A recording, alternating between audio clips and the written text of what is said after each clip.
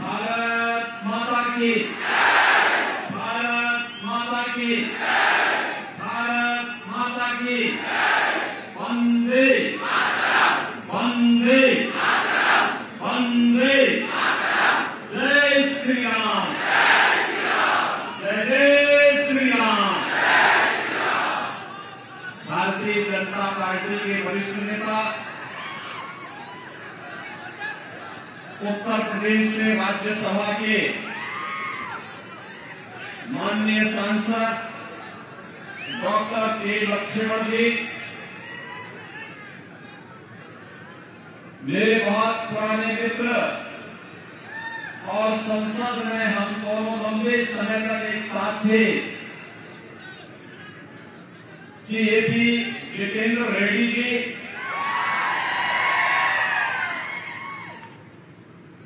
पालामुरु से भारतीय जनता पार्टी के जिला के अध्यक्ष श्री वीर ब्रह्मचारी जी, पालामुरु भारतीय जनता पार्टी के प्रत्याशी श्री ए.पी. मिथुन रेड्डी, देवरगढ़ से भारतीय जनता पार्टी के कैंडिडेट श्री प्रशांत रेड्डी, कोदानगढ़ से श्री बंटू रमेश, साधनगर से बंदे वपन्ना,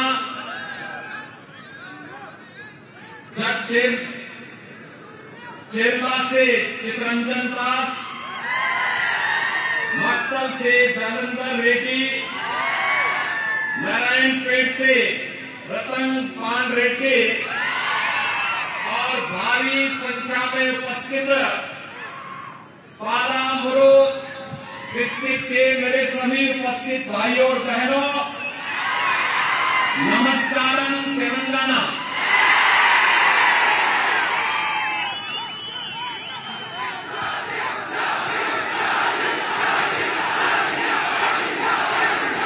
भाइयों बहनों, श्री कालेश्वरम,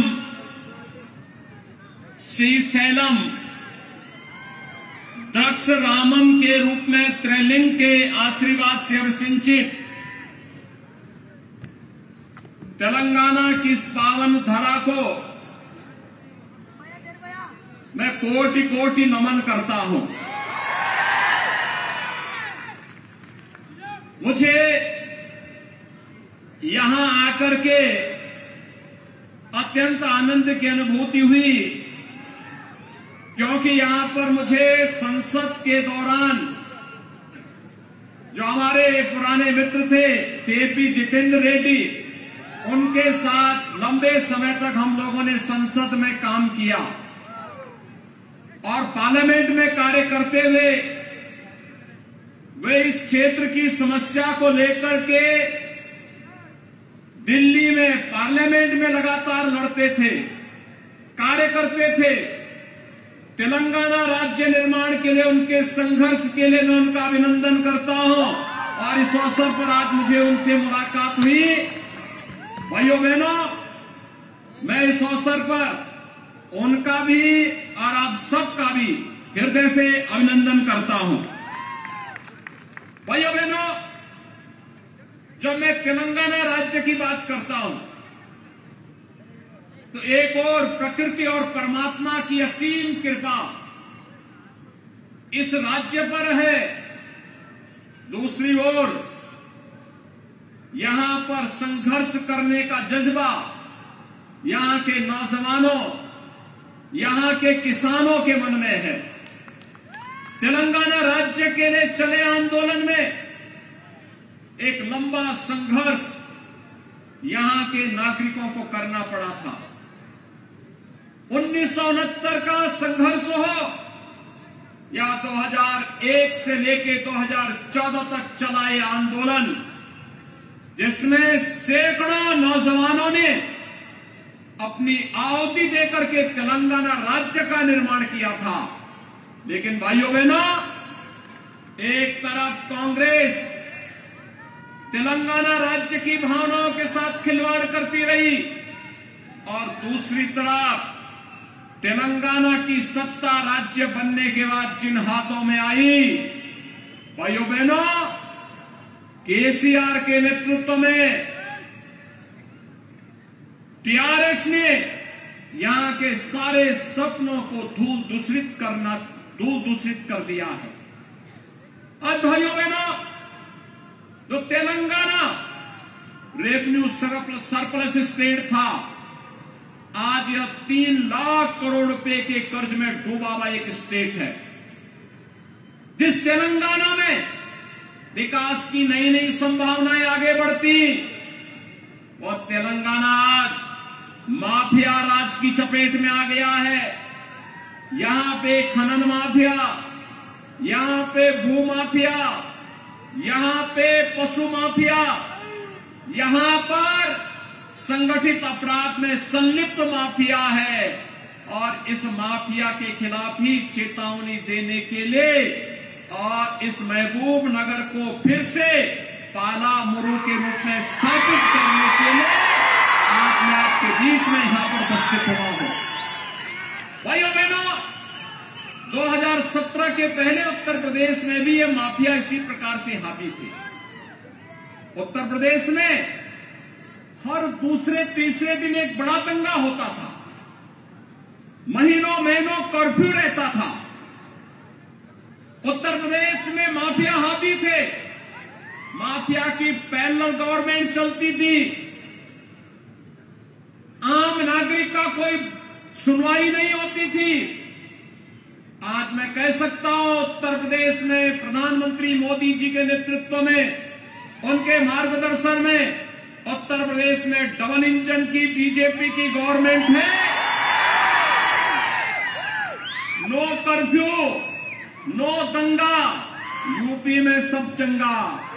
यूपी में कोई दंगा नहीं होता है, पिछले 6.5 वर्ष में कोई दंगा नहीं। और माफिया और अपराधियों का उपचार क्या है, ये यूपी के बुलडोजर को चलते हुए देखते हैं। तो भाइयों बहनों, यही उसका उपचार है। और मैं आज आपको यही कहने के लिए आया हूं, चाहे वह कांग्रेस हो या टीआरएस का बदला हुआ नाम बीआरएस, जब किसी को समय पूर्व छुट्टी की जाती है तो उसको बीआरएस दिया जाता है। और ऐसे ही केसीआर को समय पूर्व छुट्टी देनी है, इसलिए उसका नाम बीआरएस हो गया है। भाइयों बहनों, कांग्रेस हो या बीएसआर या बीआरएस, और इनका एक कॉमन फ्रेंड है एमआईएम, कॉमन फ्रेंड, जिसका काम है फेविकोल के रूप में काम करना। ये जो फेविकोल है एमआईएम के रूप में, ये तीनों एक ही थैले के चट्टे बट्टे हैं। तेलंगाना की अस्मिता के साथ खिलवाड़ करने वाले, आपकी अस्मिता के साथ खिलवाड़ करने वाले, आपकी पहचान को समाप्त करने वाले ये लोग हैं। और ये माफिया को पनपाने वाले लोग हैं। भाइयों बहनों, इन तीनों में से किसी को भी वोट जाएगा, ये तीनों ही सबल होंगे, मजबूत होंगे। इसलिए मैं आया हूं आपके पास अपील करने के लिए। आज आपने देखा होगा, वैश्विक स्तर पर प्रधानमंत्री मोदी जी के नेतृत्व में भारत का सम्मान बढ़ा है, भारत की सीमाएं सुरक्षित हुई है। ये नया भारत है। आज 26 नवंबर है। 26 नवंबर की तिथि बाबा साहब डॉक्टर भीमराव अंबेडकर ने आज ही के दिन पर भारत का संविधान बना करके तैयार किया था। और भाइयों बहनों, संविधान दिवस के रूप में तो है ही, लेकिन याद करिए, कांग्रेस की केंद्र में सरकार थी और कांग्रेस नेतृत्व की सरकार के समय आतंकवादियों ने आज ही के दिन पर देश पर सबसे बड़ा हमला मुंबई में किया था। ये कांग्रेस के समय में आतंकी हमले होते थे, आतंकी घुसपैठ होती थी। आज आतंकी हमला या घुसपैठ नहीं हो सकता, क्योंकि सभी को मालूम है, आतंकवादियों को भी और उनके आंकों को भी मालूम है, ये नया भारत है, नरेंद्र मोदी के नेतृत्व में चलने वाला भारत। यह छेड़ता नहीं है, लेकिन अगर कोई छेड़ता है तो उसको छोड़ता भी नहीं है।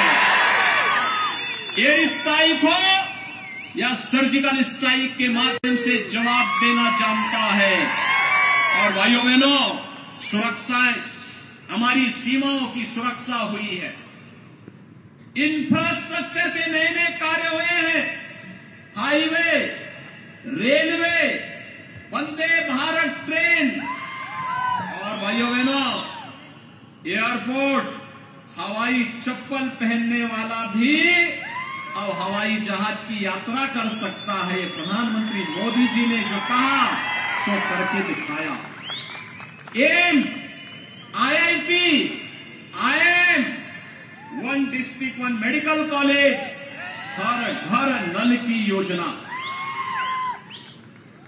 अनेक वेलफेयर की स्कीम। अभी यहां पे श्री के लक्ष्मण जी बता रहे थे, उत्तर प्रदेश ने 6 वर्ष में, भाइयों बहनों, 6 वर्ष में 55 लाख गरीबों के लिए एक एक प्रधानमंत्री आवास बन गया। 3 करोड़ गरीबों के घर में शौचालय बन गए। 4 करोड़ गरीबों के घर में बिजली के कनेक्शन पहुंच गए। 1 करोड़ 75 लाख गरीबों के घर में उज्ज्वला योजना के कनेक्शन भी पहुंच गए। 15 करोड़ गरीबों को फ्री में राशन की सुविधा का लाभ उत्तर प्रदेश में प्राप्त हो रहा है। भाइयों बहनों, उत्तर प्रदेश प्रभावी ढंग से इन योजनाओं को क्रियान्वित कर रहा है। आपने देखा होगा, सर्वाधिक पेपर लीक, युवाओं को नौकरी और रोजगार तेलंगाना सरकार नहीं दे पा रही है, क्योंकि पेपर लीक हो रहे हैं। उत्तर प्रदेश में हम 6 वर्ष में 6 लाख नौजवानों को सरकारी नौकरी दे चुके हैं। लेकिन भाइयों बहनों, तेलंगाना की सरकार इन नौकरियों को देने में विफल है। यहां पे तो तेलंगाना राज्य के जो पब्लिक सर्विस कमीशन है, इसके सारे पेपर लीक हो जा रहे हैं। पेपर लीक होने के कारण युवा के भविष्य के साथ खिलवाड़ हो रहा है। सरकार मौन बनी हुई है, और इसीलिए आज मैं आपके पास आया हूं कहने के लिए, भाइयों बहनों, मोदी जी ने गत वर्ष कहा था 10 लाख नौजवानों को नौकरी देंगे। 6 लाख नौजवानों को नौकरी दी जा चुकी है। 4 लाख लोगों को बहुत शीघ्र नौकरी मिलने वाली है। सभी लोगों को बिना भेदभाव के मोदी जी के नेतृत्व में, कांग्रेस के समय में नारा दिया जाता था कि भारत के संसाधनों पर पहला अधिकार मुसलमानों का है। भाइयों बहनों, कांग्रेस देश को विभाजन की ओर ले जाना चाहती थी, लेकिन देश की जनता ने कांग्रेस के मंसूबों पर पानी फेरा। मोदी जी आए और मोदी जी ने कहा नहीं, देश के संसाधनों पर पहला अधिकार गरीब का है, किसान का है, नौजवान का है, महिलाओं का है। और परिणाम क्या रहा? मोदी जी ने नारा दिया, सबका साथ, सबका विकास। सबका साथ और सबके विकास के इस नारे ने आज देश में हर गरीब तक शासन की योजनाओं को पहुंचाने का काम किया है। भाइयों बहनों, मैं आपके पास इसीलिए आया हूं, ये नया भारत है, वैश्विक स्तर पर सम्मान है तो सीमाएं सुरक्षित हैं। देश के अंदर आतंकवाद की समस्या, नक्सलवाद की समस्या का समाधान भी है, तो इंफ्रास्ट्रक्चर के बड़े बड़े कार्य भी हो रहे हैं। वेलफेयर की स्कीम भी बिना भेदभाव के तबके के नागरिकों को प्राप्त हो रही है। तो भाइयों बहनों, आपकी आस्था का भी सम्मान है। आप मुझे एक बात बताइए, अगर कांग्रेस होती तो क्या अयोध्या में प्रभु राम का भव्य मंदिर का निर्माण हो पाया होता? कांग्रेस कर पाती? और अब तो 22 जनवरी को 2024, 22 जनवरी 2024 अयोध्या में रामलला के भव्य मंदिर में प्रधानमंत्री मोदी जी के करकमलों से रामलला विराजमान होने जा रहे हैं। आप मुझे बताओ, पालामुरु से कितने राम भक्त अयोध्या आने के इच्छुक हैं? अयोध्या कितने लोग आना चाहते हैं? आप सभी अयोध्या आने के इच्छुक हैं ना? और मैं इसीलिए आपसे अनुरोध करूंगा कि भाइयों बहनों, आप सब सीएपी मिथुन रेड्डी को पालामुरु विधानसभा कॉन्स्टिट्यूंसी से इलेक्शन जिता करके भेजिए। आपका आशीर्वाद उनको प्राप्त हो और मैं बदले में सीएपी जितेंद्र रेड्डी जी से और सीएपी मिथुन रेड्डी जी से कहूंगा कि इन सभी राम भक्तों को लेकर के अयोध्या 22 जनवरी की बात पधारे। अयोध्या में प्रभु राम की नगरी में आपका अभिनंदन करते हुए मुझे प्रसन्नता की अनुभूति होगी। आप अयोध्या के बाद आइए, अयोध्या में भगवान राम का आशीर्वाद आपको प्राप्त होगा। इसकी व्यवस्था हम लोग अयोध्या में करने की तैयारी करेंगे। स्पेशल ट्रेन चलाने की व्यवस्था करेंगे जिससे यहां से आप भी अयोध्या की यात्रा पे आ सकेंगे।